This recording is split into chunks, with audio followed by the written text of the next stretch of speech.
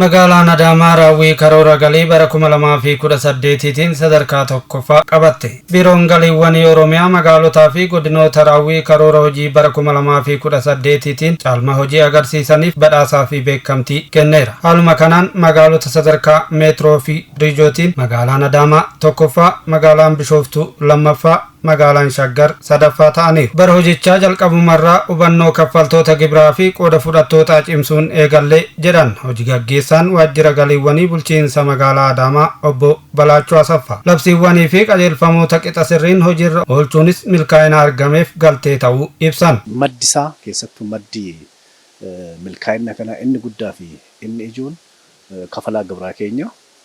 Hubannoon kafalaa gibiraa sadarkaan magaalaa kaasee hanga aanaatti kennamaa ture. Galii kun akka sassaabamu haala tokko mijeessee jira.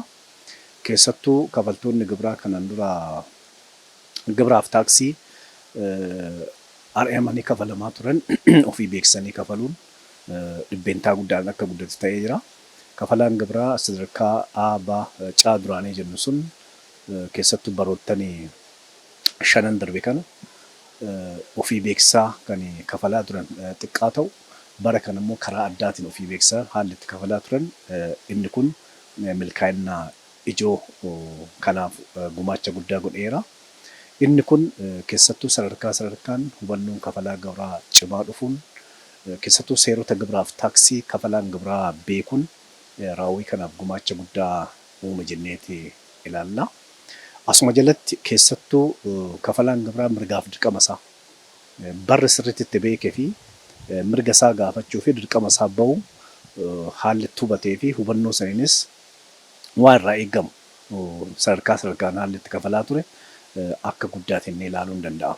Seerota qajeelfamoota fi dambiiwwan jiran karaa guutuu ta'een hojiirra oolchuudhaan dambiiwwan sun hojiirra ooluun sassaabbiin galii magaalaa Adaamaa karaa guutuu ta'een akka lafa qabatee deemu gumaacha guddaa godhee jira. Bara 2018tti hojimaata dijitaalaayizeeshiniitiin murtee taaksii karaa ergaa gabaabaan qaqqabsiisuu irrattis hojiin mishaan raawwatameera jedhu. Gama ragaa qindeessuutiin bara fooyya'insa gaarii itti galmeessifneedha jechuun dubbatan. Arfaffaa fi inni ijoon hojimaaticha sirreessuudha.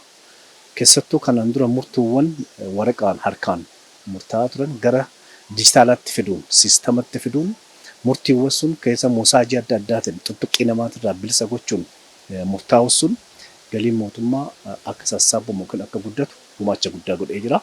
Keessattuu bara kana kafalaan gibiraa mana isaa taa'ee SMS'dhaan yookaan miseejana qaqqabee waan qaqqabisan achuma taa'ee teelebiriin akkaataatti kafalu uumuun sun guddina galii magaalaa keessatti gumaacha guddaa. Mallaqni kafalu kun immoo mallaqni kafalu kun magaalli piroojeektiiwwan gurguddaa huge kan ta'an hojjetamuun kafalaan gibiraa daawwan piroojeektiiwwan san arguun haamilee kafaltii akka kakaasu godheera. Inni kun kafaltii yookiin gibiraaf taaksii irraa barbaadamu fedhiin akka kafalu gumaacha guddaa godheefiira. Fakkeenyaaf kaasu kanneen Adaamaa City Areenaa Adaamaa keessatti wanni ajaa'ibaa kan hojjetame sun hawaasni isa san ilaaluun piroojeektiiwwan kanaan duras hojjetaman ilaalu sun galii mootummaa isaan bira jiru fedhii kaka'umsa ofiitiin akka kafalamu gochuu sun teekinooloojii dabalamee isa ijoo fi isa guddaadha jenneeti kan qabanneeti deemaa turre. Hojii kantiibarraa kaasee haga gajjallaatti kan jiru xiyyeeffannoon galiif kenname waan addaati. Sadarkaa fi beekamtiin kenname akkuma gammachuun ilaalamu imaanaa olaanaa qabatee akka dhufu kan kaasan obbo Balaachoon bara 2019 galii birrii biiliyoona 31.2 walitti qabuuf karoorfame dhugoomsuuf hundumtuu miira xiiqitiin gahee isaa bahachuu qabu dhaamaniiru. Kan nuun dorgomamu baay'eedha. Kan nuun dorgomu kanas bara kamuu carraa nu qabnu tokko. Bara dhufus carraa nu qabnu tokko carraa kana dabarsuun waan biraati. Kanaaf muuxannoowwan 2013 keessatti argamne qindeessuudhaan hanqinoota jiran immoo galtee karooraa 2019 godhachuudhaan karoora bara bajitaa 2019 guddaadha karoora qabee kana galmaan ga'uuf kun haamilee guddaa kan nutti uumuudha. Ramaddii godinootaatiin Arsiin Lixaa tokkoffaa, Qeellam Wallaggaa lammaffaa, Gujiin Lixaa sadaffaa ta'uun xumuraniiru. Maqaan kiyya Edaasoo Burqaatee jedhama. Hojii gaggeessaa waajjira galiiwwan godina Arsii Lixaati. Beekamu sadarkaa naannoo keenyaatti guyyoottan shanan darbeef raawwii hojii bara 2018 qorataa jirra. Bara 2018 keessatti hanqinoonni keenya maali? Ciminoonni keenya ammoo maali inni ka jedhu kana laalaa turre. Hanqinoota keenya ammootu akkamitti sirreessina?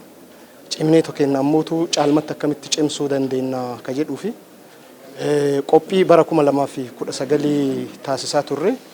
Kana keessatti bara 2018 keessatti karoora xiqqeetu ture.